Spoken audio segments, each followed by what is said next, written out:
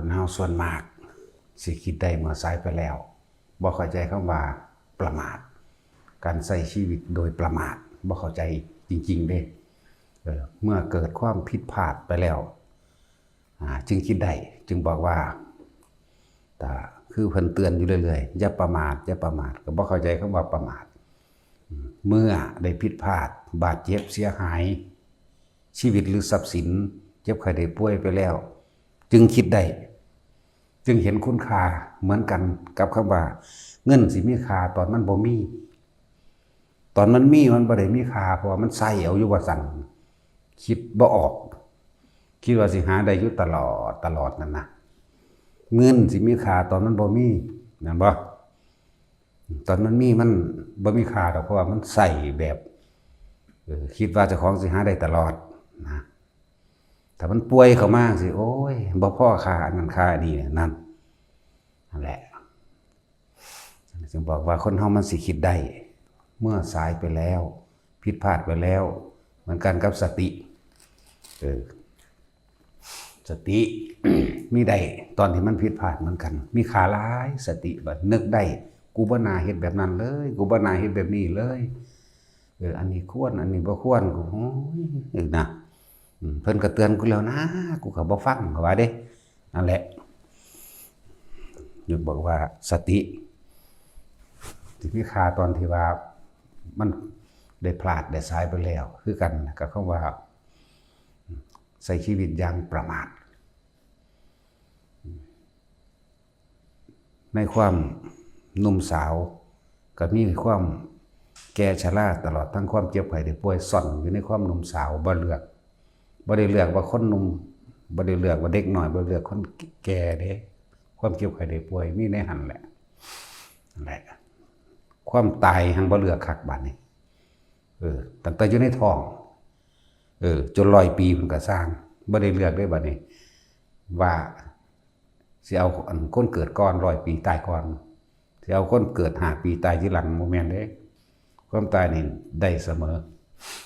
นั่นแหละจึงบอกให้แต่ละคนว่าทุกสิ่งทุกอย่างเนี่ยในคำว่าการใส่ชีวิตนี่เพิ่นร่วมลงมาตรงที่ว่าอย่าประมาทในรอยเท้าแห่งหมู่สัตว์ทั้งหลายรอยเท้าอะไรใหญ่ที่สุดรอยเท้าช้างเพิ่นก็เลยมาร่วมให้พวกเฮาพิจารณาเบิ่งร่วมลงแล้วในรอยเท้าสัตว์ทั้งหลายรอยเท้าช้างนั่นแหละใหญ่ที่สุดในการใช้ชีวิตที่จะมีคุณค่ามากสุดคือความไม่ประมาทในการใช้ชีวิตคือพวกเฮาประมาทในถ้ำในขณะนี้บ่ได้เห็นคุณค่าของถ้ำดอกบ่ได้เห็นความประมาทในตอนที่มีเงินกับในความที่เป็นหนุ่มสาวใส่เงินโดยบ่ได้เห็นว่ามันสิเบิดไปหรือมันสิหาได้ยากอาหารการอยู่การกินถ้าเราเข้าใจธรรมะพุทธเจ้าอาหารเป็นที่หนึ่งของโลกหรือเป็นสิ่งที่สำคัญที่สุดของชีวิตของคนแต่เราว่ากินยังอัตภาพไม่เป็นไปเพียงแค่ว่าอยู่ได้ทำงานได้มีหยังก็กินไปบ่แม่นกินอย่างล้นเหลือเฟือหรือกินอวดกินอ้างกินเพื่อให้เขายกย่องไปซื้อกินว่าแต่มีเงินไปซื้อทั้งที่อาหารอยู่ในบ้านอาหารอยู่ในวัดมื้อนี้เอาก็มีอยู่แต่ว่าแลนออกไปซื้อกินแนวแพงๆแนวเขาสิย่องว่าหรูหรามีหน้ามีตาอวดอ้างจังซี่จังซั่นล่ะเอาต่อใดบ่ฮู้จักคือกันล่ะหมูกระทกระทะหรืออีหยังบุละชาบูหรือหยังล่ะที่เขาว่าแพงๆกินแล้วมันเกรดขึ้นบ่มันแนวใดนะมันเงินหลายขึ้นบ่หรือคนเคารพนับถือยกย่องหลายขึ้นหรือคนเอาเงินมาให้หลายขึ้นหรือแนวใดนะได้โล่รับรางวัลให้มันดีเด่นบ่หรือแนวใดนั่นแหละนี่แหละคำว่าประมาทตอนมีกินได้นั่งอยู่ร้านหรูๆหลาๆคนเดียวเขามาว่าเจ้าของมีเป็นคนรวยเป็นสันบ่นั่นแหละนี่คือความประมาทในการใส่เงินอย่าคิดได้ว่ามันจะหาได้ตลอดเก็บไว้ตัวใน ในความหาเงินได้หรือในความหนุ่มสาวมันย่อมมีความเจ็บไข้ได้ป่วยซ่อนเร้นอยู่ในความแข็งแรงอันนั้นแหละบัดนี้ป่วยมาสว่าใส่เงินไปแล้วนั่นหรืออุบัติเหตุใดหนึ่งมาจะเอาเงินใส่แล้วไปรักษาก็เมื่อเอาไปกินเล่นกินนึงโอ้ยกินอีหยังแค่กินแค่อิ่มนึงนั่นแหละพุทธเจ้าเฮาหมู่ภิกษุนักบวชทั้งหลายเพิ่นจึงให้พิจารณาการกินอาหารนี่กินแค่คาบเดียวพร้อมแล้วก็กินอย่างประหยัดพร้อมกินโดยพิจารณาว่าเฮาอาหารนี่เนี่ยเป็นแค่ว่าเครื่องยังชีพให้เป็นไปยังอัตภาพให้เป็นไปในการปฏิบัติธรรมในการเฮ็ดในเจ้าของพ้นทุกข์เท่านั้นบ่ได้กินเพิ่มทุกข์จากว่ากินเพิ่มทุกข์นะพอกินได้หลายกินหลายคาบกินนั่นกินนี่เพิ่มทุกข์เบิดป่วยก็หลายกินหลายคาบกับป่วยหลายโรคป่วยเร็วเด้หวังว่านี่ด้วยกินเพิ่มทุกข์บัดนี้เงินเบิดเงินบ่พอค่านั้นค่านี้ก็กินเพิ่มทุกข์กินอวดกินอ่างกินว่าเจ้าของมีร่ำรวยหรือว่ามีศักดิ์ศรีหรือให้คนย่องบอกว่าอันนั้นกูก็กินมาแล้วดิกูกินมาแล้วอ่ะเข้าไปในห้องหรูๆหราๆคนสะอ่อนบอกมันเขาบ่สะอ่อนดอกเขาซื่อๆอยู่คนเขาสิโอ้ได้รับเชิดชูเกียรติบอกบ่ได้ชูเกียรติอีหยังเลยนั่นแหละคือว่าประมาทบัดนี้คนที่ประมาทในการเข้ามาฝึกหัดปฏิบัติธรรมสิ้นเนื้อประดาตัวโดยการใส่ชีวิตประมาทโดยการหาเงินหาทองกินเหล้าเมายาตลอดทั้งแก่ชราหูหนวกตาบอดขาหักกระหันถือเป็นโรคไม่มีที่จะไปได้แล้วจึงเข้ามาสู่หาธรรมที่จริงมันบ่ได้เข้ามาหาธรรมมันบ่ได้มีทางไปมันเบิดเงินมั่งมันป่วยมั่งแข้งขาหักมั่งหรือหมู่พวกเพื่อนฝูงบ่เข้าหาเพราะว่ามันเบิดราคาเบิดแนวให้กันเลี้ยงกันยกย่องกันแล้วจึงเข้ามาก็บ่ได้เข้ามาเพื่อสิฝึกหัดปฏิบัติธรรมจริงๆดอกเข้ามาเพราะว่าบ่มีทางไปนะส่วนมากก็เป็นทั้งสั้นป่วยแล้วจังมาเขาเอื้อมละอาบ่ขี้เหล้าเมายาก็มีเบิดทรัพย์เบิดสินแล้วเขาหาหม่องถิ่มก็มีนั่นแหละจึงบอกว่านี่แหละคือคำว่าประมาทการใส่ชีวิตอย่างประมาทถึงทางโลกประมาทถึงทางธรรมประมาทโดยบอกคำว่าประมาทโดยทางธรรมคือประมาทโดยไม่รู้ความจริงของชีวิตสรรพสัตว์ทั้งหลายมีความเกิดขึ้นมีความแก่มีความเจ็บไข้ได้ป่วยซ่อนเร้นอยู่ในความแข็งแรงและหนุ่มสาวอันนั้นสุดท้ายเธอมีความตายเป็นที่สุดอยู่แล้วแล้วก็บ่รู้ความจริงว่าการทำบุญทำทานเป็นการสร้างหนทางของตัวเองเพื่อให้เกิดความพ้นทุกข์พ้นเร็วพ้นช้าก็ขึ้นอยู่กับตัวเองเป็นผู้สร้างมาเองนี่เอิ้นว่าประมาทโดยธรรมประมาทเพราะเข้าใจความจริงของชีวิตประมาทเพราะเข้าใจความจริงของจิตประมาทบ่ได้เข้าใจคำว่าคุณค่าของทานของศีลของภาวนาประมาทบางพวกก็เฒ่าแก่ชรา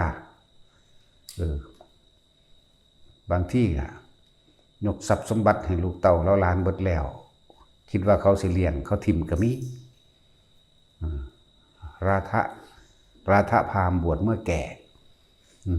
เข้าใจว่าลูกไผ่หรือลูกไผ่ลูกเขยหรือลูกตัวเองทั้งหญิงทั้งชายสิเลี้ยงตลอดทั้งเมียก็ยังมีอยู่ยกให้เขาเบิดบัด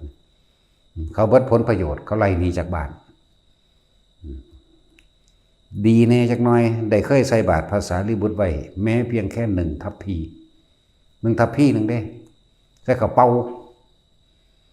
ไปหาสำนักใดก็บ่มีผู้ใดบวชให้จนสัตว์เสพระเนจรเข้ามาสู่เชตวันนี่แหละพุทธเจ้าเลยประกาศหาว่าพวกเธอทั้งหลายมีใครมั่งจากสงเคราะห์ราทะพราหมณ์ผู้นี้ได้ภาษาลิบุตรเลี้ยวเบิ่งแล้วเลยเบิ่งคุ้นที่หน้าคนผู้นี้คือได้ใส่บาตรให้เฮาอยู่น่าจะครั้งหนึ่งภาษาลิบุตรแล้วเห็นแล้วเข้าใจแล้วมันก็เลยว่า กับผมเองที่เป็นผู้บวชให้นั่นแหละนั่นเลยเรียกว่าประมาทในการใช้ชีวิต ผู้เพิ่นบ่ประมาทเขาจะขันบวชตาหน่อยบรรลุตาหน่อยคือสามเณรจังซี่มั้ยนั่นแหละผู้เพิ่นบ่ประมาทเพราะว่าเพิ่นสร้างทางของเพิ่นไปเองเลยผู้ไม่ประมาทในธรรมโอ้ยสุมาณะสามเณรสานุสามเณรสังกิจจะสามเณรสามเณรล่าหุนสามเณรอีหยังละสีวาลีสามเณรกุมารกัสสปะเยอะแยะนั่นบ่นั่นแหละผู้เขาเจ้าสร้างเอาไว้เขาเจ้าบ่ประมาทเขาเจ้าเลยพ้นทุกข์ตะน้อยใจบ่ล่ะเขาเจ้าบ่ประมาทคนบ่ประมาทขนขวายในการให้ทานขนขวายในการช่วยเหลือบุคคลผู้อื่นทั้งที่เท่าที่ช่วยได้มีหยังให้ท่านได้ให้บ่มีแนวให้ท่านใส่กำลังจักว่าล่ะนี่แล้วบ่มีเงินให้ท่านบ่มีข้าวบ่มีของคือเขาก็ใส่กำลังกายของเจ้าของบางพวกก็ตักน้ำเพื่อสิเป็นที่ให้หมู่ภิกษุสงฆ์ทั้งหลายอาบแม่นบ่ล่ะหลายเด้ตะกี้คนเฮาทุกข์ยากเด้ตะกี้บ่ค่อยมีเงินมีข้าวปานใดเด้เนาะแต่ให้ตะกี้ตากน้ำตะกี้หังบ่มีก็ขุตัวขุยังจริงก็คือขี้ซี่กระต่ายขี้ซี่บัดนี้เขาเจ้าก็ยังมีความฉลาดเห็นบ่นี่ตัดกระบอกไม้ไผ่เฮ็ดเป็น2ข้อตัด2ข้อนี่อันนึงมันก็ทะลุเข้าใจบ่ล่ะมันจังบ่ยาวเกินไปทะลุป้องกลางนี่ทะลุป้องกลางนี่เอาไปแล้วก็เจาะหูมันเอาเสือกอันนั้นนี่ใส่ห้อยหาบที่ข้างละเป็น10จากบ่นี่ก็เอาในกระบอกไม้ไผ่นั่นเทใส่องค์เพื่อสิไปเดี๋ยวว่าอุปถากอุปธรรมภิกษุสงฆ์นั่งสั้นแล้วคือแม่แก้วเสียงลำเนาะขึ้นผู้คนใดว่าได้นั่นได้นั่นน่ะพูดลงไปตักอยู่บักน้ำสางแซงไกลๆเพิ่นว่าสิได้หาบขึ้นผู้สว่าสิเทใส่องค์น้ำใส่ตุ่มน้ำว่าสิเต็มได้แต่เฮ็ดจังซั่นซุมื้อนั่นแหละอุปถากอุปธรรมหมู่ภิกษุสมัยโบราณก็เหมือนกันแบบนั้นแหละนี่ก็โบราณนั่นแหละถือว่าโบราณนั่นแหละนั่นแล้วนั่นแหละคือเขาบ่ประมาทในธรรมในการใส่ชีวิตบ่ได้แม่นคนร่ำคนรวยบ่ได้แม่นอีหยังแน่ล่ะก็เฮ็ดนี่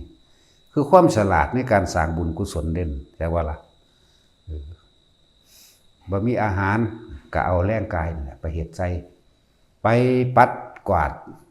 ตามศาลาโล่งฉันไปปัดกวาดตามลานโพต่างๆไปปัดกวาดถนนหนทางปัดนั่นนี่ออกสร้างทางจงกรมให้จังซี่บางพวกผู้ชายก็ไปเฮ็ดห้างทำนั่งร้านเพื่อให้หมู่ภิกษุสงฆ์เวลาเขาเจ้าเข้าไปบำเพ็ญเพียรในป่าย่านเสือย่านสร้างย่านนั้นย่านนี้ไปเฮ็ดห้างให้ไปนั่งอยู่ข้างบนมั่งหากระบอกเงียวให้พร้อมคนเด้บ่ให้ลงมาเด้อกลางคืนจะลงมาเด้อพระคุณเจ้าเสือมีสร้างมีอันนั้นอันนี้บอกเบิดแล้วก็เฮ็ดบันไดขึ้นไปเฮ็ดบันไดขึ้นไปค่ำบัดเอาเสือกใส่พุ่นให้สุกออกมาสิเวลาสิลงมาก็ดึงเข้าเข้าใจว่าล่ะจังซั่นแหละนี่คือความฉลาดในธรรมความฉลาดในการใช้ชีวิตเดินฉลาดในธรรมฉลาดตามความเป็นจริงเขาเจ้าบ่ประมาทเห็นบ่ล่ะบ่ประมาทเมื่อมีความเมตตาและกรุณาเป็นห่วงเข้าใจบ่นี่บ่ขนาดบ่แม่นพ่อบ่แม่นแม่บ่แม่นลูกบ่แม่นหลานหยังแต่นั่นคือความฉลาดเป็นกุศลธรรมสร้างห่างนั่งลานขึ้นทั้งสูงอย่าลงมาเด้อนี่ทางเสือทางสร้างมีอันนั้นอันนี้บอกกันเป็นเบิดจนกว่าเวลานี้ให้เห็นพวกผู้ฆ่าให้เห็นพวกข้าน้อยมาซะก่อนจังลงมาเด้อบ่แม่นแต่เพียงเท่านั้นบัดนี้ย่านหมีขึ้นหา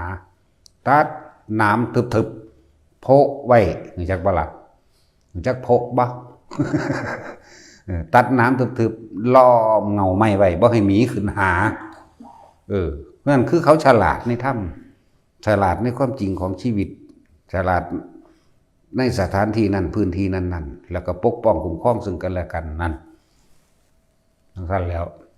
ยันมีขืนเอาน้ำพกไว้เอาน้ำล้อมกกไม้ไว้หนาๆเพราะว่าต่างๆนั่นเสือดาวมันก็ขึ้นได้เด้เสือมันก็ขึ้นได้คือกันในกกไม้แล้วก็เฮ็ดบันไดไม่ไผ่ตีคู่กันเด็ดขาสูงสั้นขึ้นไปเลยอยากสุดล่ำเอาเสือกไม่ปอทำนะตะกี้เนาะขึ้นไปแล้วให้เงือกบันไดออกและเงือกบันไดถิ่มบันไดออกแต่เอาเสือกมันก็ผูกไว้อยู่จังสิมันก็แงกจังสิตัวแล้วจังสั้นเด้เขาเจ้าเหตุกัน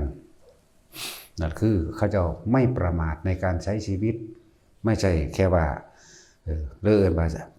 ไม่ประมาทในการรู้ตามความเป็นจริงในสถานที่นั้นๆเหตุการณ์นั้นๆพื้นที่นั้นๆมีเสือมีหมีมีสร้างจะลงมาหากระบอกเงียวให้พร้อมพูดส่วนผู้ยิ่งไปตะเว้นตักน้ำขึ้นใส่องค์ใส่ตุ้มใส่ไหเอาไว้เพื่อให้พระเพิ่นได้ใส่นั่นเขาจะสร้างบุญกุศลบละนั่นแหละไม่ประมาทในการทำบุญกุศลบ่แม่นว่าตัดสิเอาเงินอย่างเดียวเด้สิคำแล้วโอ้ยนั่นนี่เสือสิออกลัดทางฟ้าวเมื่อบานทั้งสั่นแล้วนั่นแหละแต่ว่าพวกเขาบ่ได้ขนขวายยังเลยทั้งที่มันอยู่ตรงหน้าเบิดเดี๋ยวนี้มีแต่แนวง่ายๆแต่คนที่แสวงหาทำความรู้คำสอนจริงๆง่ายคักซุมื้อนี้อยู่ในโทรศัพท์นั่นแหละเจ้าสิอ่านพระไตรปิฎกเล่มใดหรือเจ้าสิค้านอ่านเจ้าก็ให้เขาอ่านให้ฟังก็ได้อันนั้นโธ่ที่ธรรมดาว่าก็สิได้ฟังก็สิได้เห็นก็สิได้ฮู้ดันดนฟ้าพาดงไป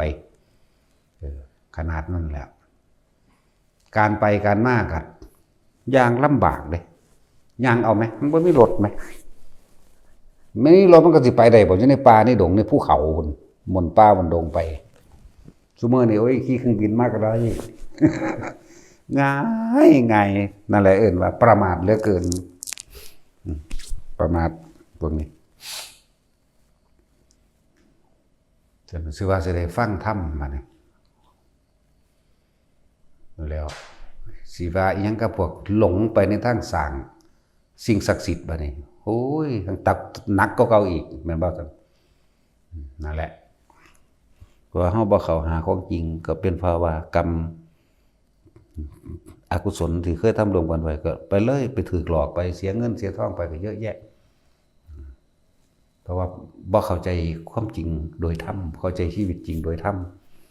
บ่เข้าใจคำว่าสัตว์โลกเป็นไปตามกรรมบ่เข้าใจคำว่าบ่มีสิ่งศักดิ์สิทธิ์ใดในโลกบันดาลหยังภายใดบ่ได้เข้าใจคำว่าทุกข์เกิดจากหยังทุกข์เกิดจากความอยากของเจ้าของเองความยึดของเจ้าของเองตัวเองเกิดมาเองบ่เข้าใจสาเหตุแห่งทุกข์คือความยึดแต่ความอยากหนทางดับทุกข์เป็นแบบใดแล้วทุกข์ดับไปเป็นแบบใดวิธีที่จะดับทุกข์เป็นแบบใดไม่รู้นั่นแหละทุกอย่างย่อมเกิดแต่เหตุเหตุภาเวปภาวะเยทั้งนั้นบุคคลทั้งหลายล้วนมีเหตุที่ตัวเองเป็นผู้ตกแต่งเอาไว้แล้วสร้างเอาไว้แล้วจึงเป็นไปตามเหตุบ่มีสิ่งศักดิ์สิทธิ์บ่มีเทพพรหมอินทร์เทวดาทั้งหลายดลบันดาลใดๆทั้งสิ้นคำว่ากรรมดูแล้วถ้าเป็นการกระทำของตนกรรมบ่แม่นผู้อื่นดลบันดาลให้แล้วจังซั่นแล้วบ่ฮู้ว่าการเบียดเบียนชีวิตสัตว์ทั้งหลายศีล5เด้บ่แม่นข้อห้ามเด้เข้าใจบ่คำว่าศีล5นี่บ่แม่นข้อห้ามแต่ว่าเพิ่นบอกไว้ทั้งสองทางอันนี้เป็นคุณอันนี้เป็นโทษจักบ่คือเขากล่าวตู่ว่าคนศาสนาพุทธก็ยังล่วงละเมิดศีล5เพิ่นบอกว่านี่คือคุณแห่งการรักษาเพิ่นบ่ได้ว่าห้ามแต่เฮาไปแปลว่าห้ามซื่อๆแม่นบ่ใจบ่ล่ะบุคคลผู้ใดทำให้แจ้งซึ่งศีลมีการฆ่าสัตว์ตัดชีวิตเห็นบ่ล่ะพวกฆ่าสัตว์อายุสั้นพันตายหรือรังแกสัตว์ข่มเหงเอาไปฆ่าไปขายในลักษณะนั้นตัวเองก็ถูกฆ่าถูกขายเหมือนกัน ตัวเองก็คือกลายเป็นคนที่มีโลกมีไพ่ขังมันได้สั่นทั้งขังทั้งขาทั้งขายทั้งขายยังโหดเหี้ยมหรือเอามาเฮ็ดสิ่งที่นอกเหนือความจำเป็นสำคัญของชีวิตคือการกินเพื่ออยู่อย่าว่าไม่ใช่อยู่เพื่อกินกินสุรุ่ยสุร่ายกินเป็นกับแกล้มกินเพื่อความสนุกสนานและเมามันนะเพิ่นก็บอกโทษได้บัดนี้แม่นบ่ล่ะอายุสั้นพลันตายเนี่ยหลายอย่างอยู่ดอกอันเรื่องมื้อนี้หรือขังทรมานสัตว์ทั้งหลายหรือเอามาเป็นการละเล่นนั่นพวกนี้เพิ่นก็บอกทั้งโทษมันพร้อมเพิ่นบอกทั้งคุณมันพร้อมบ่แม่นขอห้ามแต่ว่าเพิ่นบอกทั้งคุณของศีลก็บอกคุณของการรักษาศีลบอกโทษของการบ่รักษาก็บอกนั่นบ่ล่ะแต่จังซั่นแล้วบ่ได้แม่นห้ามแต่เพิ่นบอกกล่าวเอาไว้แต่ว่าห้ามเลยเสียทีเดียวสัตว์ทั้งหลายเหล่านั้นบางที่บางตน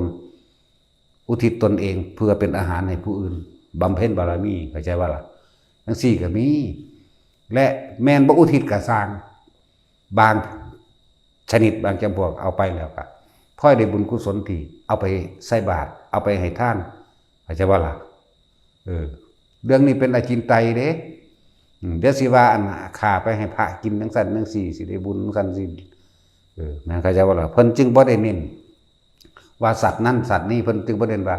วัวว่าควายว่าเป็ดว่าไก่เพิ่นว่าอาหารเพิ่นบ่ได้ว่าปลาช่อนปลาดุกเพิ่นบ่ได้ว่าเข้าใจบ่ล่ะแล้วก็หมู่ภิกษุสงฆ์ทั้งหลายว่าเขาบ่ได้ก็บ่ได้ว่าลาบปลาดุกเด้อก้อยกุ้งเด้อแนบพระพุทธเจ้าเพิ่นร่วมว่าอาหารเข้าใจบ่นี่บ่ซั่นสิว่าก่อนสิกินสิหยังแน่ล่ะฉันนั่นน่ะให้พิจารณาอาหารซะก่อนบ่ได้ว่าพิจารณาปลาซะก่อนพิจารณาเนื้อไก่ซะก่อนพิจารณาเนื้องัวเนื้อควายซะก่อนเข้าใจบ่เลยพิจารณาอาหารเฮากินเพื่อหยังจังอัตภาพให้เป็นไปซื่อๆในการฝึกหัดปฏิบัติตนเองนึงเด้มันบ่ได้ห้ามเพิ่นบอกถ้าทำร้ายรังแกเบียดเบียนอย่างนี้มีโทษอย่างนี้ถ้าไม่ทำร้ายไม่รังแกไม่มีช่วยเหลือมีคุณอย่างนี้ใน5ข้อนั่นแหละรากเหง้าข้อมูลรากแก้วของสรรพสินทั้งหมดมันอยู่ในนี่จากบ่ในตัว5นี่แหละนั่นแหละแต่เฮาแค่ว่าเอามาทำเป็นอาหารเพื่อยังอัตภาพไม่เป็นไปกินเพื่อพอมีแรงเหตุอันนี้รอดไปก็พอแต่ว่ากินสนุกสนานเพลิดเพลินเมามันเข้าใจว่ามันเป็นจังไดกินสนุกสนานเพลิดเพลินเมามันกินเหล้าเราก็บ่พอ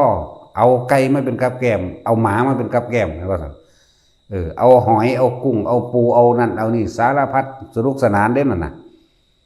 ย่างหมูว่าเฮาหั่นหมูว่าเฮานั่นแล้วเพิ่นก็บอกโทษเพิ่นบอกคุณพร้อมผมบอกโทษพร้อมนี่แต่เพิ่นบ่ได้ห้ามเด้ล่ะเพิ่นเฮาไปแปลว่าห้ามซื่อๆแหละเลยเป็นอันนึงว่าโจมตีถ้าสิห้ามก็ห้ามภิกษุตัวบัดนี่พวกเขามาถือข้องในศีลแล้วเข้าใจบ่ล่ะซึ่งที่มันมีแยกย่อยยิ่งกว่านั้นอีกพวกเพิ่นบ่ได้ห้ามเด้ล่ะเข้าใจบ่ล่ะอันแล้วไม่ใช่ข้อห้ามแต่บอกว่านี่เป็นโทษอย่างนี้ในการรังแกสัตว์ในการนิสัตคุณในการช่วยเหลือสัตว์เป็นทุนอย่างนี้เดี๋ยวก็สิเว้าว่าขานี่ไม่พระจังได้บุญหลายสัตว์ก็สิได้บุญนำบ่ว่าท่านให้แม่นเด้อให้พิจารณาเอาเองเรื่องนี้มันเป็นเรื่องลึกลับละเอียดอยู่แต่สิเว้าในความละเอียดนะนี่ว่าข้าวนะสัตว์บางตัวมันก็พอได้บุญได้กุศลมันว่าจึงหลวงพ่อผ้าอุทิศบุญสัตว์ทั้งหลายที่ข้าพเจ้าได้กินเป็นอาหารตลอดทั้งทำลายให้เสียชีวิตเลยเราได้ทั้งทำลายทั้งที่ตั้งใจเลยไม่ได้ตั้งใจก็คือว่าเฮากินเป็นอาหารพวกเฮาขายเองก็มีแม่นบ่พวกเฮาบ่ได้ขายเองก็มีนั่นแล้วนั่นเรื่องที่บ่คนคิดแน่ของบางอย่างปลาบางอย่างไก่บางอย่างนี่อันนี้ที่เน้นบอกว่าไก่บางอย่างปลาบางอย่างหรือสัตว์บางอย่างมันมาขอเฮาก่อนแล้วเฮาจึงกินมันเด้เข้าใจบ่ล่ะเอาสมมุติ แต่ว่ากิ่งหรือว่าสมมุติแมงหรือว่าอีหลีนี่แหละ พอใหญ่นายอาจารย์สิกินบ่หนออมเอียนที่จริงเฮาฮู้ข้อนั้นแล้วครั้งหนึ่งบอกว่าเฮ็ดไปโลดไปหยังไปถามเพิ่นเฮ็ดหยังนะนั่นแล้วจังซั่นแหละเขาที่เขามาขอเฮาไว้แล้วอัญญาธรรมเขาเอิ้นนั่นน่ะอัญญาธรรมสงเคราะห์ขาน้อยแหน่สงเคราะห์เรื่องใดมื้ออื่นเขาสิเอาผมเกิดเป็นปลาไหลเอียนมื้ออื่นเขาสิไปฆ่าผมเขาสิแทงเอาอยู่หั่นบอกถึกเบิดเด้ก็หมู่พญทิพย์นั่นแหละมันบ่แม่นคนบอกรู้จักบ่เจ้าของชีวิตอันมาบอกสงเคราะห์ผมแน่อนุเคราะห์ผมแน่นะมื้ออื่นสิมีคนเอาออมเอียนออมปลาไหลมาถวายอาจารย์สงเคราะห์ให้ผมแน่นะโอ้ยเฮากินคำเดียวนึงดอกสิว่ามักอาหารใดบ่มักจักอย่างกินได้ทุกอย่างนั่นแหละรู้จักบ่ล่ะจังซี่ก็มีนี่คือความจริงบ่ได้สมมุติเพราะฉะนั้นก็จักย่อๆอยู่สิเพิ่นสิกินให้เฮาบ่เห็นบ่ล่ะกินเพราะผู้นั้นมาขอว่าเจ้าของชีวิตนั่นนั่นแหละชีวิตเวลามันประมาทมันพลาดไปเกิดเป็นเดรัจฉานเฮาก็กินให้กินซำนั้นแหละกินเพราะเขาได้ดีใจนั่นแหละอยากว่าล่ะกินแล้วก็อุทิศให้นั่นแหละจังซั่นนี่ก็มีอยู่แต่เว้าเรื่องโอ้ยหลายองค์อยู่ดอกที่เขามาขอสงเคราะห์อันเรื่องของเพิ่นนั่นนะเฮาบ่ฮู้แต่ว่าเฮาได้ยินได้ฟังมาบ่ฮู้นำเพิ่นดอกแต่ฟังตามเพิ่นเว้าคือแม่สีแก้วเชียงลำสิหมูแม่นบ่ซั่นเพราะมันก็มีในบันทึกประวัติไว้อยู่ตัวหมูป่ามันถูกยิงตายมื้อแรกเท่านั้นเท่านี้บางนั้นบางนี้เป็นผู้ไปยิงแบบนั้นแบบนี้สงเคราะห์ให้แน่เด้อนี่คุณแม่สงเคราะห์พวกข้าน้อยแน่ข้าน้อยเป็นหมูนั่นเจ้าของเนื้อเจ้าของชีวิตนั่นมาบอกเองเลยเวลาเท่านี้เขาจึงหามเขามาขามาคั่วแบบนี้เขาจะมาถวายเป็นแล้วก็จื้อไว้เห็นบ่ล่ะเบิ่งดูมันสิแม่นบ่แม่นอีหลีบาดนี้ก็ว่าให้คนบัดละไปขอซื้อเพราะว่าสิสงเคราะห์สัตว์ตัวนั้นเจ้าของชีวิตนั้นมาขอไว้เขาบ่ให้ซื้อเขาถวายเลยเฮ็ดครัวถวายพระไปเลยเห็นบ่นะจังซั่นตัวคุณบ้านห้วยทรายคำจะอีนจังซั่นแหละมันก็มีจังซั่นแหละพระบ่รู้ดอกแต่ว่าแม่ซี่แม่แก้วนั่นรู้จักบ่ล่ะเขาก็ได้บุญกุศลเกิดเป็นเทวดาไปเลยเห็นบ่จังซั่นแล้วนี่ก็เหมือนกันปลาไหลตัวนั้นนี่ก็เหมือนกันยิ่งเฮาเพิ่มให้หลายกว่านั้นอีกแม้คุ้มค่ากว่าอันชีวิตที่มันมีอยู่ซะเลยซ้ำไปเปลี่ยนอัตภาพให้เป็นเทวดาแล้วก็ได้ทำพร้อมอะไรทั้งสั้นแล้วมึงมาฟังตลอดเด้อนี่มันเปลี่ยนใหม่ซะก่อนเด้ตอนเดรัจฉานนั้นบ่ได้รู้แต่ว่าบ่ได้หยังแต่ว่าที่ทั้งสั้นแหละอะไรว่าประมาทคำว่าประมาทบ่คนขวายในถ้ำบ่คนหาเขาว่าความประมาทในถ้ำคือบ่ได้ขนขวายในหนทางจริงชีวิตจริงของเจ้าของเองบ่ได้ค้นคว้าว่าทุกข์เกิดจากหยังบ่ได้ค้นคว้าว่าหนทางดับทุกข์แบบใดทุกข์ดับไปเป็นแบบใดแล้วสิใช้วิธีใดเรื่องว่าพวกนี้ประมาทพวกเขาบ่ประมาทเขาค้นคว้าเด้เขาค้นคว้าเขาดิ้นรนเขาแสวงหาเขาทะเยอทะยานหาแม่นว่าล่ะพวกประมาทเด้โอ้ยมันนั่งฟังอยู่เดี๋ยวนี้มันก็นั่งซื่อๆนั่นแหละนั่งเต้าขนมน้ำเนยเมื่อก็มีเห็นบ่ล่ะสั้นแหละแม่นอยู่ต้นหน้าแท้ๆก็บ่ได้สนใจสิขนขวายใส่เจ้าของเด้นั่นแหละจังว่าคำว่าประมาทโดยธรรมบ่แสวงหาหนทางดับทุกข์แห่งตนบ่ค้นหาความหมายของชีวิตค้นหาความหมายของชีวิตตัวกูเกิดมาจากไสมันเป็นหยังคือเกิดมันเป็นที่เป็นแบบนี้ค้นหาจากครูบาอาจารย์หรือจากตำรับตำรามันก็มีอยู่แล้วเป็นบ่ซั่นตำราและอาจารย์ก็มีหลายก็แสวงหาเอาเบิ่งหม่องใดมันเพิ่นสอนอริยสัจสี่หรือสอนภาวนาสอนกรรมฐานแม่นทั้งเบิดนั่นแหละเพิ่นก็สอนออกมาจากค ของพระพุทธเจ้านั่นแหละมันว่าซั่นตำหนักได้กระสร้างสอนอยู่ในเครือข่ายของโพธิปักขิยธรรม37อย่างมีสติปัฏฐาน4เป็นต้นสัมมาปัฏฐาน4อิทธิบาท4อินทรีย์5พละ5โพชฌงค์7มรรค8นั่นแหละก็เข้าสู่สำนักแบบนั้นแหละเข้าใจว่าล่ะที่เขาเจ้าสอนธรรมอันเป็นหนทางแห่งการดับทุกข์เพื่อความลมเย็นของหมู่สรรพสัตว์เรื่องโพธิปักขิยธรรมหนทางแห่งการตรัสรู้หนทางแห่งการบรรลุธรรมหนทางแห่งการดับทุกข์โดยสิ้นเชิงสอนอันนี้ส่วนพวกสอนให้ไปสักลิงสักลายสักย่องสักยันเป่าน้ำมงน้ำมันสะเดาะเคาะเสือแก่นั่นนี่หรืออธิษฐานขอหรือทำพิธีบูชายันอย่างยาไปมันหนักก็เก่าหรือไปขอร้องอ้อนวอนให้มูอินพรหมยุ่งยากตลอดทายนงพญานาคขุดขึ้นอย่างนั้นละอีแขมันก็เอามาเป็นเครื่องป้องกันตัวนั่นว่าสันอีแขงูขี้เกียจก็มี2 หาง 3 หางก็ไปโอ้ยมันบ่มีสมองปัญญาอย่างเนาะนั่นแล้วนั่นแหละเดี๋ยวไปสมองจังสันดูดวงบ่สะเดาะเคราะห์บ่แต่งแก่บ่เช้าอย่าไปหาเลิกงามแม่นดีคนแต่งกงเป็นการแต่งงานจังซั่นอย่าไปพวกเจ้าประมาทเหลือเกินพวกนั้นนั่นแหละมองได้ที่เพิ่นแสดงธรรมที่ดีเนี่ยเอาแนะนำให้คือเขาถามสำนักปฏิบัติธรรมอยู่ไสที่ดีทั้งภาคเหนือฮู้จักว่าฮู้จักอาจารย์ตะวันวัดธรรมแจ้งจังซี่ลำปางก็พากันไปที่อยู่ใกล้ภาคเหนือก็ไปภาคเหนือ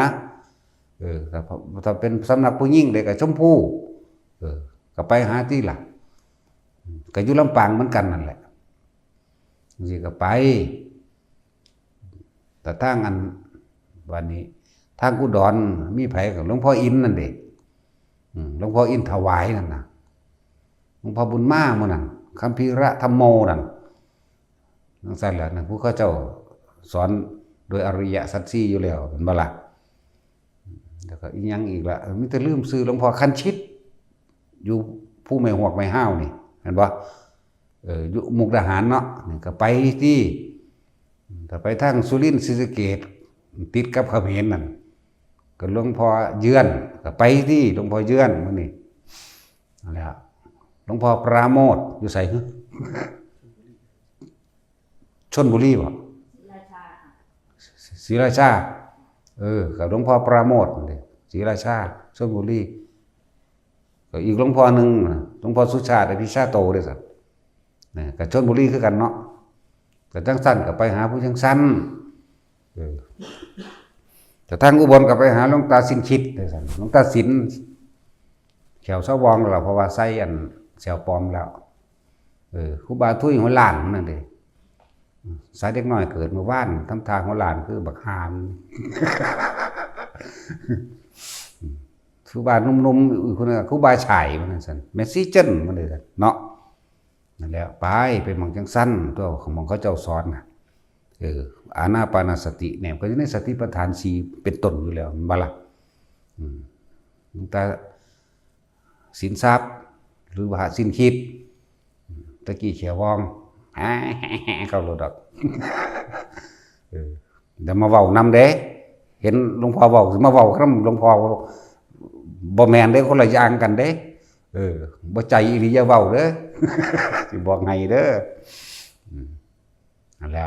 ครูบาทุยมันสิทุยหัวล้านหมู่เดียวกัน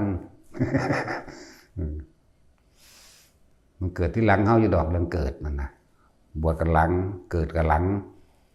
หลังกัน10 ปีมันนั่งทำตาเฒ่าซื่อเนาะมันคือว่าหลงออกกันอยู่กลาง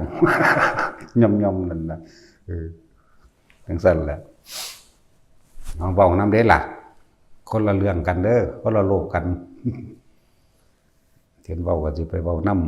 ำนั่นแหละหมู่ก็หลายสหธรรมิกก็หลายพระก็หลายไม่ชี้ก็หลายไม่ชี้ก็ซี้กันอยู่หั่นแหละจี้กันงองแงงกันอยู่หั่นแหละจังซั่นแหละอะไรถ้าไปทางอุบลก็ไปหลวงตาสินคิดบ่อน้ำพระอินทร์ชื่อวัดเพิ่นนั่นน่ะ สงสัยพระอินทร์ไปขุดน้ำไว้มั้งสิถามมึงเด้อพากันไปขุดไว้แต่ยามใดเด้อนั่นแหละอะไรมองผู้เพิ่นสอนตรงๆสอนอานาปานสติทุกองค์นั่นแหละอันที่เว้ามานี่ล้วนแล้วแต่โดยอานาปานสติเป็นที่หนึ่งอยู่แล้วล่ะทางใดอีกบาทนี่หลวงพ่อประโมทก็บอกแล้วเนาะว่าประโมทโชบ่ม่วนเด้สั้นๆแล้วหลวงพ่อสุชาติมันก็บ่ม่วนเด้แล้วหลวงพ่ออินทวายนี่ก็บ่ม่วนเห็นบ่ล่ะลูกหลานนะจะพากันประมาทไปนะจะมีบุญกุศลอะไรทำก็ทำไปนะวันเราก็ยิ้มเลยเพิ่นพูดน่ารักเด้บ่คือเฮาเด้โคตรพ่อคนแม่มึงแล้วจะมาเด้มาสิแม่มึงเด้เฮาบ่ได้สนใจเด้ของไผของมันเด้แนวมื้อนี้อุปนิสัยวาสนาไผมันเนาะจังซั่นแหละ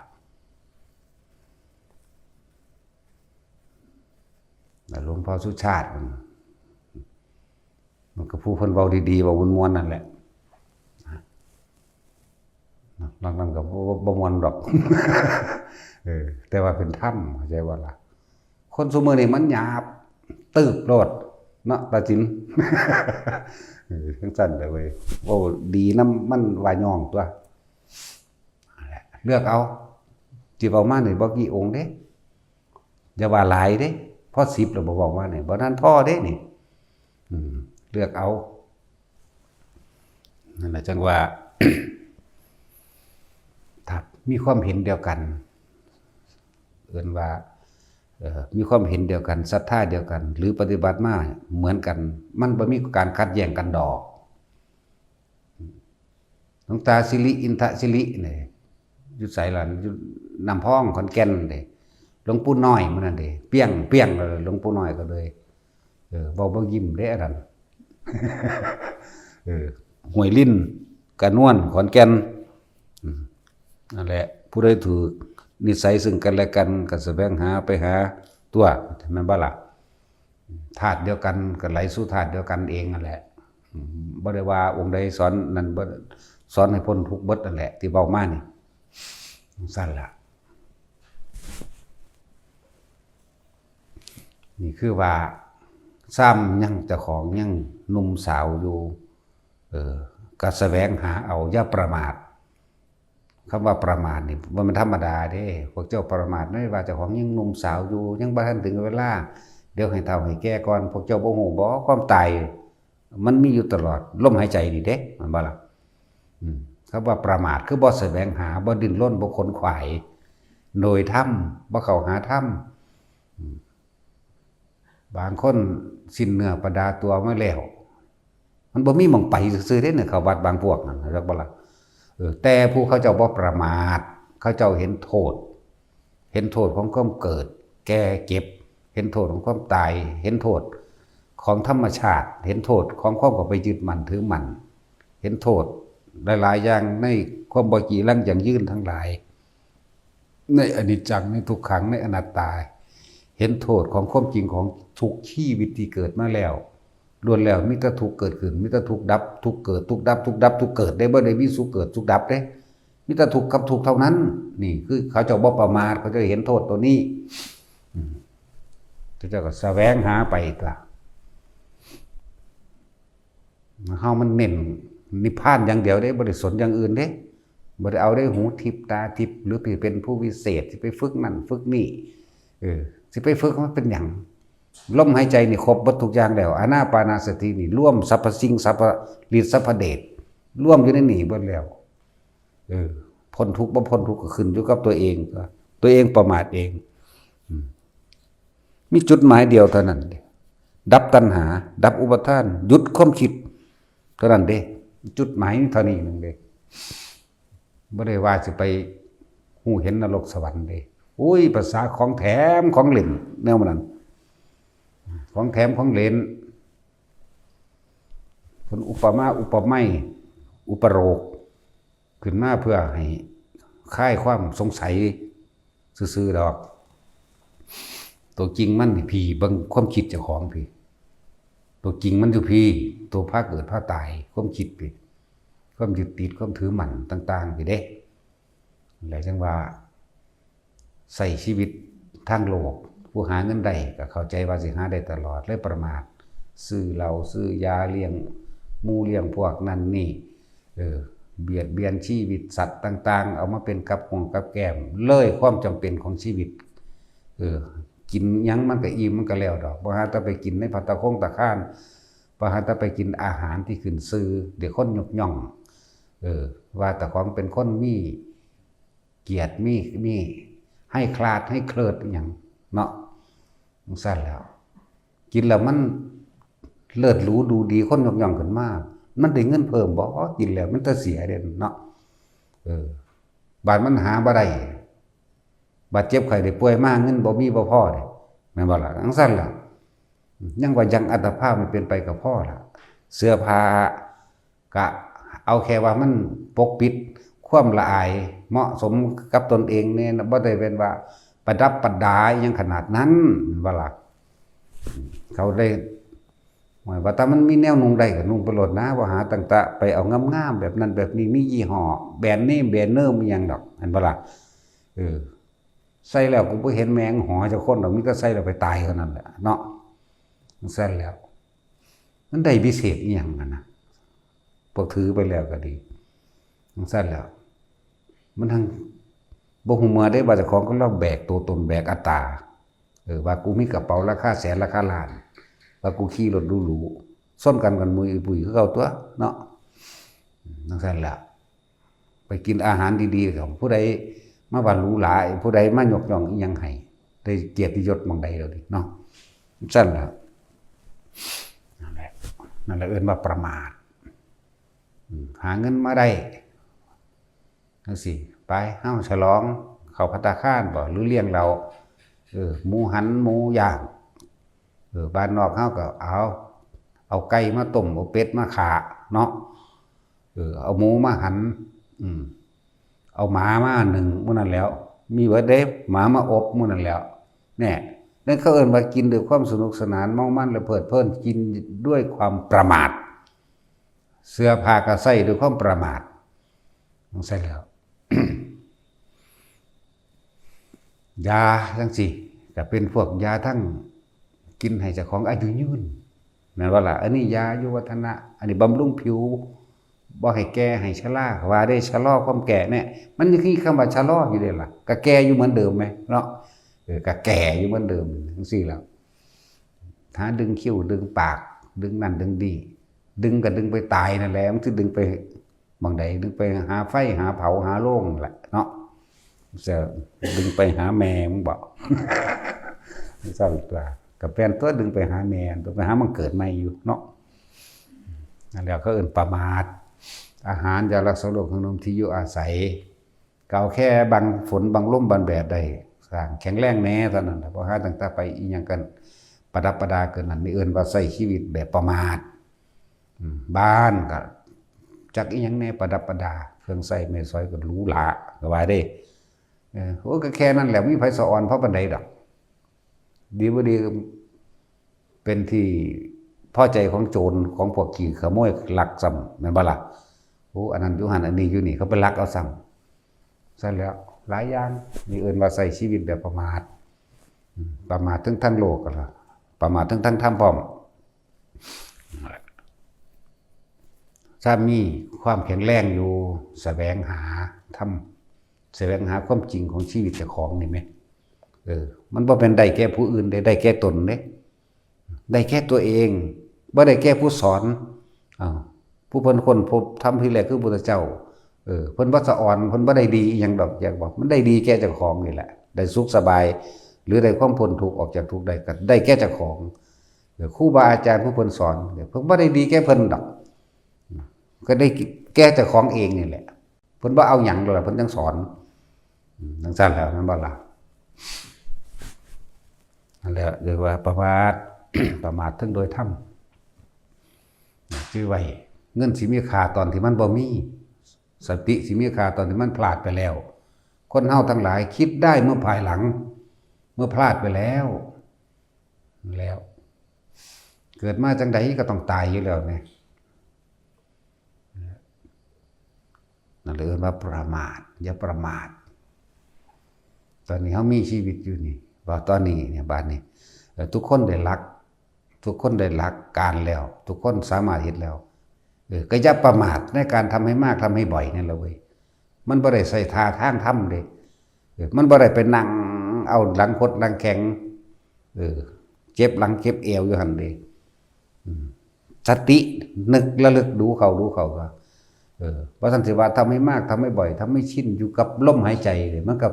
ทำให้เป็นดุจดั่งญาณมันก็รู้เท่าทันความคิดได้ตัวทำให้มากทำให้บ่อยทำให้ชินย่างอยู่กับนึกถึงลมหายใจได้ย่างอยู่กับเกิดความรู้สึกในกายนิ่มนวลในกายได้หน้าผากนี่ก็ตามหัวนี่ก็ตามได้ทั้งนั้นทำการทำงานอยู่ก็อย่าประมาทคำว่าประมาทคือการบ่นึกถึงเรียกว่าล่ะถ้าคนบ่ประมาทย่างยุ่มกันน่วงหรือนึกถึงลมหายใจก็ได้โอ้ยคนฝึกไปแล้วมันขึ้นข้าวเดียวท่านแหละมันจับความรู้สึกได้แล้วเห็นบ่ล่ะผู้ใดความรู้สึกก็จับความรู้สึกกลางหัวกระผากได้เลยส่งชานไปเลยผู้บ่ท่านใดก็พยายามฝึกเอาเองเพราะว่าเฮาฝึกให้แล้วโดยเบื้องต้นอยู่กับลมอยู่กับบุญอารมณ์ก็ว่าไปแล้วฝึกเอาเองต้องเพิ่นสอนให้แล้ว5 นาทีมันก็เป็นได้อันสมมุตินี่แหมต้องว่าบ่ให้เกิน3 นาทีถ้าเกิน3 นาทียังมาคิดมากหลักการในการฝึกให้มันเป็นง่ายนี่พวกเจ้าต้องถิ่มความรู้เก่าๆให้เบิดมึงเข็นยังก็แค่แล้วบักหานี่ก็เลยถิ่มทำไมมึงสแตกยังกระดอเถินโอ้ยปัญญาอ่อนเอ้ยก็แค่อยู่มันแซ่บกว่าย่ำกินย่ำนี่โอ้ยนั่นแหละคนเห็นเป็นแล้วมันไม่ได้ยากดอกขึ้นอยู่กับสติอย่าให้ขาดสำคัญคือสตินึกก็มาล่มสติอยู่กับล่มปัจจุบันอยู่กับล่มก็ว่าไปเนี่ยส่วนมากมันไม่ค่อยแสวงหาหรอก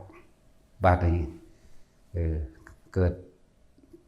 ประมาทพลาดพลั้งไปแล้วคิดได้มาภายหลังหมายว่าล่ะโอ้กูบ่น่าเลยเด้เอาเพียงสั่นเพิ่นเลยเอิ้นว่าใช้ชีวิตจังประมาทแต่ทุกคนที่เข้ามานี่ในนี่แล้วเฮ็ดเป็นแล้วก็พากันทำให้บ่อยแต่ไม่มากคือกันนึกถึงนึงได้ว่าได้ยากได้มันเป็นล่ะนั่นแหละสิไปโทษผู้ใดเห็นบ่เพิ่นก็สอนทอกันเบิดเด้นี่หมู่ปีกสุสงเรานี่ตลอดทั้งผู้เคยเดินทางเข้ามานี่ทอกันเบิดบ่มีผู้ใดพิเศษเด้ทอกันเนาะแต่เพิ่นก็บ่เลือกความเป็นลูกศิษย์ทอกันเบิดมีแต่ลูกศิษย์ได้เลือกอาจารย์โอ้ยบ่ดีดอกก็ไปหาอาจารย์ใหม่ ไปเลือกเอาผู้ใหม่พุ่นไปเลือกไปนั่นแหละเฮาก็อยู่หม้องเก่าเด้เฮาอยู่หม้องเก่าบ่หนีไปไหนอยู่กลางๆผู้ที่มาให้ค่าแล้วก็จากไปผู้ที่มาด้อยค่าแล้วก็จากไปเฮาอยู่หม้องเก่าเรียกว่าล่ะอยู่ที่เดิมอยู่กลางๆนั่นแหละไปเลือกเอาให้มันชัดเจนได้ชีวิตพวกเจ้ามีค่าหลาย เอามันลงใจคักๆแล้วจังไปอยู่น้ำเพิ่นเด้อสำหรับผู้สิแสวงหาอยู่นะแบบโอ้ยนี่แหละกูว่ามอบกายถวายชีวิตว่าซั่นมาฮอดสิฆ่ากูซ้ำ ก็มีได้7 มื้อก็มีเนาะได้15 มื้อก็มีโอ้ยย่างมาอย่างดีแม่มึงนี่บักหานั่นย่างมาแต่ไกลเติบอยู่ดิลงใจคักอาจารย์สอนตรงเป๊ะถูกใจผมอริยสัจสี่อานาปานสติได้7 มื้อพุ่นไปว่ากูบ่ดีอยู่สำนักอื่นแล้ว ความจริงเด้นี่ความจริงๆเด้นมันสว่างได้บักหานะกำท่อนหรือยังไง โอ้ยผ่าว่าท่านได้ซักซ้ำหมายถึงบวชว่าท่านได้ถึงอันมืออันวันโกนวันสักผ่ายอมผ่าซ้ำไหม7 มื้อแล้วก็บ่เมียนของพร้อมอูอยู่อาเนี่ยทิ่มไปให้พวกเฮาเมียนให้พร้อมจังซั่นแหละคือสิมอบหาแม่งุ่มเมาแบบนั้น แล้วหลายแบบอยู่เด้อคนบ่จริงใจกับตนเองได้บ่ บางคนผมมาขอถือนิสัยมาขอแล้วคันนี้ล่ะโอ้ยนั่นคือบ่จริงใจกับเจ้าของเด้เนาะบ่ต้องขอดอกเบิ่งไปซะก่อนหลายอย่างหลายคนที่บอกว่าอย่าพึ่งลกตกลงปลงใจมาอยู่ซะก่อนเบิ่งใจเจ้าของซะก่อนบ่แม่นมาเบิ่งหลวงพ่อเด้หลวงพ่อนี่คือเก่านั่นแหละด่านั่นได้ก็ด่าแมงนั่นแนวนั้นแหละเหมือนเดิมกลางๆด่าเบิดบ่ได้เลือกด่าจังซั่นแล้วเบิ่งคักๆโอ้บ่แม่นเลยเว้ยบ่ตรงปก ไปละกูก็ไปตัวจะเขามาบวชบางพวกบวชแล้วฟ้าวหนีไปอยู่เมืองอื่นพุ่นนั่นนี่ก็มีแต่ว่าบัดคำเว้าที่ว่าศรัทธาแห้งซั่นจังซี่นะจังซั่นแล้วคนเสียสัจจะจังซั่นจังได๋มันสิไปได้ธรรมะแม่นบ่ซั่นมันลืมคำเว้าเจ้าของใช่บ่นั่นแหละจึงบอกว่าแต่ละคนคือจังเฮาบอกเอาถ้าขอนิสัยแล้วก็ฟังเด้เนาะถ้าบ่ฟังแล้วจะมาขอเด้อยู่ไผอยู่มันโลดนี่คือฟังเอาละกูไปปฏิบัติเอาก็ได้คือเก่าบ่ทันตะขอดอกธรรมะนี่บ่ได้มีลิขสิทธิ์เด้ที่เพิ่นแสดงไปบ่ได้ห้ามเข้าใจบ่ล่ะบ่ได้ห้ามบ่ได้ซื้อบ่ได้ขายเด้บ่มีลิขสิทธิ์ผู้ใดขายธรรมะนั่นน่ะนั่นแหละเจ้าก็ถือกั้นคือกันนั่นแหละพุทธเจ้าแสดงธรรมออกมานี่บ่ได้เอามาขายเด้ควรเอามาขายเขาธรรมดาค่าอันพิมพ์ว่าเนาะเขาบริจาคหลายกระดอกค่าพิมพ์หาแม่มึงบอกมาขายเพราะได้ทุนสารทุนมันจะมาแต่ไสแต่บ่แต่ของเขาบริจาคให้ซะก่อนแต่ว่าแจกฟรีกับฟรีตัวเนาะนั่นแล้วนั่นแหละนี่ก็คือเสียสัจจะเหมือนกันหลายแบบและอะไรอย่างนี่เว้าให้ขอคิดให้คิดเอาเองพวกเราตัดสินใจเอาเองบ่ได้ตัดสินใจภายใดเพราะบ่ได้เอาบุญให้ภายใดเด้บุญคือความสงบเย็นภายในใจเฮานี่เฮาก็เอาให้บ่ได้อยากว่าล่ะพาเฮ็ดซื่อๆแต่ว่าเฮ็ดให้บ่ได้บาปก็บ่เอาให้ได้อยากว่าล่ะบ่บรรลุอิหยังให้ภายใดมีแต่บอกทางซื่อๆเด้เฮ็ดบ่เฮ็ดก็สร้างเด้บางหั่นแต่จังว่าแต่ละคนใช้ชีวิตประมาท บางคนก็ป่วยแล้วจังมามันบ่มีวงไปเด้อน่ะ ถ้ามาบ่ป่วยบ่หยังมาแต่ว่ามาอยู่ศึกษาตนเองซะก่อนเด้มาเบิ่งแล้วโอ้บ่คือเด้อเว้ยไปหมู่ไหมเนาะก็สังสรรค์จังเด้บางพวกเฮาฮอดบ่ให้อยู่เด้ถามเป็นจังไดอยู่สำนักนั้นน่ะเว้าพื้นเขาเจ้าได้บาดนี่เว้าพื้นเขาเจ้าเด้อุ้ยบ่แม่นสอนบ่ถูกทางของนั้นเว้าคมนั้นเว้าคมนี้จังซั่นจังซี่ไปเว้าให้เขาเจ้าเห็นบ่ไปอยู่นำเขาเจ้าแล้วไปด้อยค่าเขาเจ้ามึงกำลังด้อยค่ามึงเองนั่นแหละรู้จักบ่ล่ะอันที่พวกว่าชื่อไว้ในเด้อจะเก่งเขาเจ้ามีสำนักเขาเจ้าสอนได้เขาเจ้ามีลูกศิษย์ลูกหาได้อย่าไปหาว่าเขาเจ้าตัวเองบ่ทันมีหยังบ่จักหยังแบบนี่สมควรที่สำนึกสำเนียกเข้ามาใส่ตนเองมึงเป็นไผมึงบ่ได้มีคนรู้จักคือเพิ่นแต่ว่าล่ะบางคนเดินทางมาจากสำนักสั่นสำนักนี้ไปด้อยค่าเขาเจ้าเห็นบ่ล่ะแต่ของเขาบ่ทันได้บวชอยู่เนาะไปหาว่าเขาเจ้าคมนั้นคมนี้แม่แล้วเขาบอกหนีว่าเด้สิแบบนั้นมึงนี่จากกูมึงก็ว่ากูบ่ดีคือเก่าแหละก็ถูกต้องแล้วกูบ่มีดีจักอย่างอยู่แล้วนั่นแหละหลายแบบนี่ให้ข้อคิดให้ไปพิจารณาเจ้าของเด้ให้น้อมเข้ามาพิจารณาเจ้าของไปอยู่น้ำไผก็จะไปหาดูถูกผู้เขาเจ้าเป็นเจ้าสำนักหรือเขาเจ้าพระเฮ็ดพระสร้างแหมชื่อไว้ในเด้อนั่นแหละไปอยู่ท่านเป็นทหารด้อยค่าเขาเจ้านะบ่ล่ะตัวเองฮอดบ่ทันบวชซ้ำเก่งกว่าเขาอีกล่ะเนาะแล้วก็ไปสร้างเอาเองไปเฮ็ดเอาเองลองเบิ่งดูพวกมีแต่ปากไปอยู่ป่าอยู่ดงไปลองเบิ่งดูสิเห็นเว้าวาบๆอยู่นี่โอ้ยมันพอแห้งแล้วเด้ไผสิไปเห็นน้ำอยู่ในป่าในดงเท่าใดปีก็เลยเนาะพบพ่อหยังเห็นหยังเจอหยังมาแน่นี่ ว่าสันสิเว้าย่านตายอยู่ผมบ่ได้เว้าย่านหิแมงเด้ ภาษาตายจักยามใดมันสิตายสุดได้ซ้ำไปเนาะตายปะพวกนี้มันเบิดมันก็แล้วเลย นั่นแหละพวกสิเดินทางไปอยู่เมืองใดก็สร้างพวกเจ้าจะไปเว้าในสำนักที่เจ้าหนีออกอยากไปให้เขาเจ้าฟังแม่นบ่ซั่นแต่ของนั่นดีส่ำใดแม่นบ่แต่ของบ่ทันได้อีหยังสำเร็จนั่นน่ะบวชก็บ่ทันบวชไปหาเว้าพื้นเขาเจ้า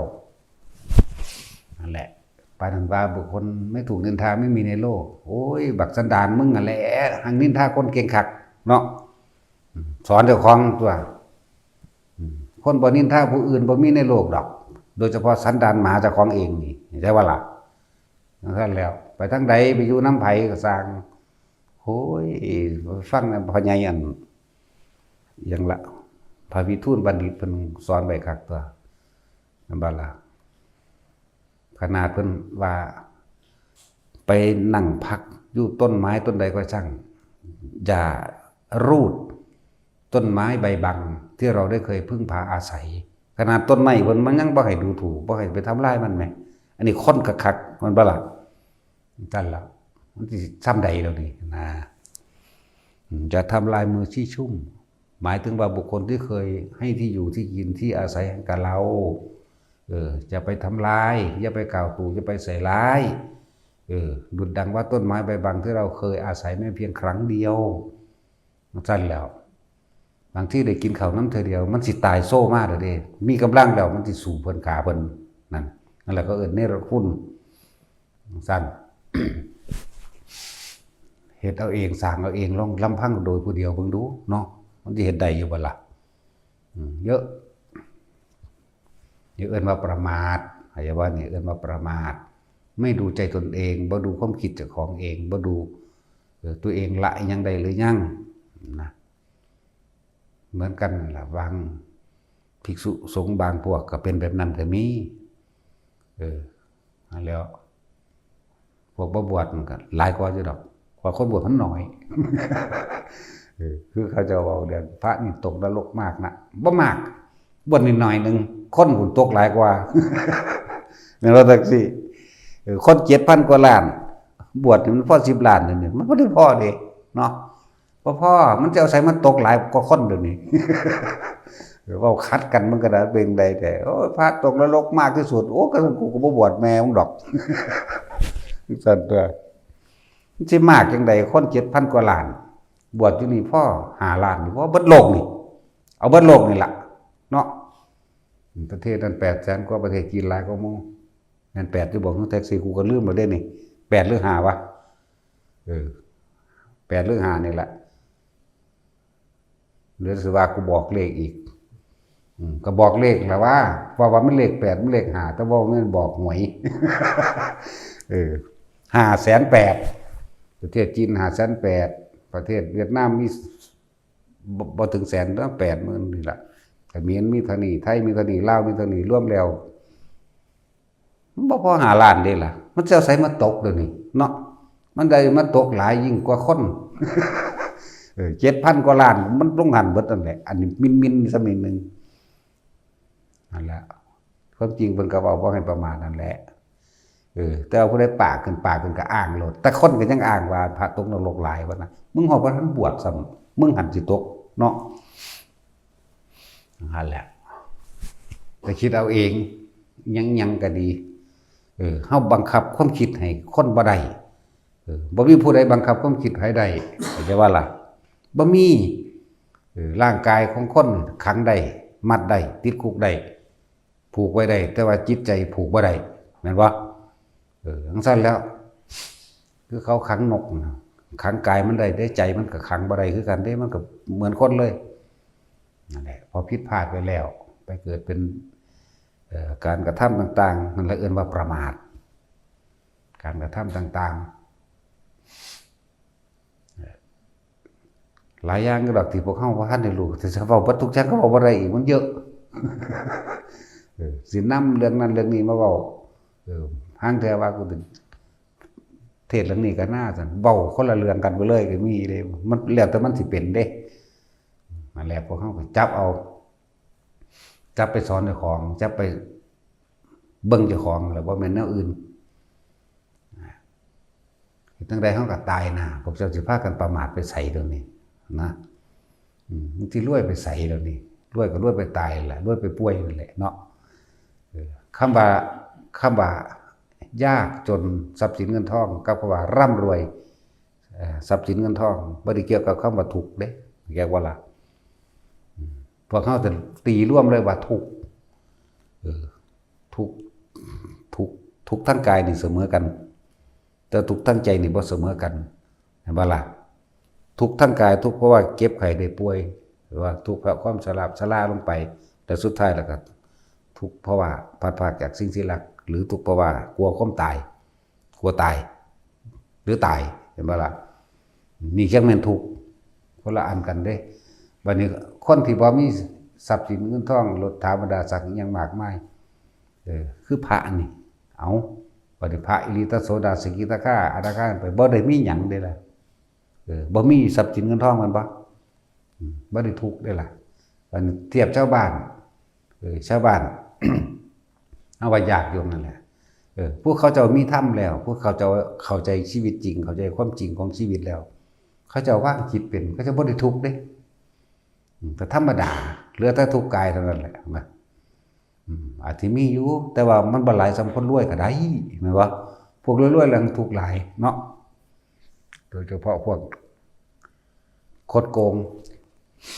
ด้วยเพราะการคดโกงทุกข์หลายว่าต้องห่วงดอกหน้าเจ้าเป็นเศรษฐีมหาเศรษฐีในเมืองคนแต่ว่าเจ้าสิไปทุกข์ทนและยากจนที่สุดในเมืองผีว่านี่คดโกงอ่ะนะแล้วจังว่าสิ่งที่ยุติธรรมที่สุดก็คือการกระทำคือกรรมของตนยุติธรรมที่สุดให้ว่าละบาดบ่มีผู้ใดตัดสินให้เจ้าของเฮ็ดเองเด้ต้องสั่นตัวแหละบัดนี้เฮาฟังคำว่าอัตหิอัตโนนาโถดีๆเด้อเจ้าของเป็นที่พึ่งของเจ้าของเองเด้บ่มีผู้ใดมาปกป้องคุ้มครองเฮาได้เด้ทุกเรื่องนั่นแหละเรื่องกรรมใดก็สร้างคนเฮาถูกฆ่าถูกรังแกถูกเอาเปรียบเพราะตัวเองกระทำไว้ก่อนบ่ได้เป็นคนอื่นเฮ็ดให้แต่บัดนี้พอกระทำไว้ก่อนมันมาหลับขันธ์5เป็นภาชนะรองรับกรรมเก่าเขาเจ้าแปลขันธ์5คือกรรมเก่าบ่ก็แม่นก็บ่ผิดนะขันธ์5เป็นภาชนะรองรับผลกรรมเก่าเจ็บปวดป่วยก็พวกเจ้าเคยเห็นผลของมันไว้ตั้งชาติที่แล้วชาตินี้รับผลกรรมใดเพราะได้กระทำไปแล้วในอดีตชาตินั้นว่าซั่นจากคงว่าชาติหน้าจะรับผลกรรมใดก็ให้ดูการปฏิบัติธรรมการปฏิบัติในผลการกระทำของชาตินี้แหละสั่นตัวได้รับคือเก่าไหมตัวเองเฮ็ดเองเด้นะต้องไปอิจฉาเขาดอกพวกรวยๆนะต้องไปอิจฉาเขาปล่อยเขาโหลดให้เขารวยจนตาย ไปใส่ของเขาบ่มีหยังจนตายทั้งดีอยากว่าล่ะพวกเขาถ้าสิว่าสุขหรือสันติความสงบแท้จริงแล้วคือความไม่มีอะไรเลยนะพวกนั้นบ่ทันได้สุขดอกอยากว่าล่ะมันรวยเท่าใดหรือพนังห่วงหลายแต่พวกเขานักปฏิบัติธรรมทั้งหลายเนี่ยเขาบ่ไปรังแกเบียดเบียนไผหรอกนะเขาบ่ไปเอาตู้ใส่ไหลหรือทำลายไผหรอกแต่ว่าเขาก็บ่ยอมผู้ใดมารังแกข่มเหงเขาคือกันก็เลยบอกว่าคำว่าอติหิตโนนาโถใส่ได้ตลอดเรียกว่าล่ะบ่ต้องมาล่อไผบ่ปกป้องเขาดอกคือจังเฮาถ้าเขามารังแกเฮาในวัดในว่านี่ต้องปกป้องตนเองซุมื้อนี่ตำรวจกลายเป็นยิ่งกว่าโคตรโจรอีกยิ่งกว่ามหาอีกเนาะยิ่งกว่ามหาโจรเด้สิไปเอาความยุติธรรมจากพวกตำรวจอุ้ยมีแต่บักนายใหญ่ๆเห็นบ่โคตรโกงแนวนั้นแนวนี้สารพัดเด้หนีจากเขาเฮาปฏิบัติออกจากพวกนี้ให้น้ำใดอยากว่าล่ะบ่ว่าตำรวจบ่ว่าทหารโอ้ยหาเป็นแมวยังกระดอได้ จังซั่นแล้วคนเฮาสิมีคุณค่าเพราะว่าสร้างคุณประโยชน์ให้กับผู้อื่นได้ทั้งคนและสัตว์นี่ตั้งหากคำว่าคุณค่า ตามความเป็นจริงเลยว่าคุณธรรมคนเฮาจิเคารพนับถือกันโดยความจริงใจจริงๆก็คือได้ช่วยเหลือแบ่งปันโดยไม่หวังสิ่งใดตอบแทนโดยความบริสุทธิ์ใจบ่มีเจ้าเล่ห์บ่มีมันยาวมันนั่งแสดงออกมาดอกผู้บ่จริงใจมันนั่งหูจักดอกนั่นว่าล่ะนั่นแหละคนเฮามันต่างกันต่างตรงนี้ต่างตรงที่คุณธรรมคุณะแปลว่าประโยชน์ทั้งหลายความดีคุณะประโยชน์ทั้งหลายที่ทำไว้ให้กับผู้อื่นจนเกิดเขาเคารพนับถือโดยบ่ต้องบอกให้เขาเคารพนับถือเขาเคารพนับถือเองเขายอมรับเอาเองแบบนั้นแล้วคุณธรรมตามความเป็นจริงธรรมคือความจริงว่าจังสันทั้งหากแสดงความจริงใจแสดงบ่แสดงมันทั้งรู้ดอกมันบ่ได้หวังสิ่งใดตอบแทนให้แล้ว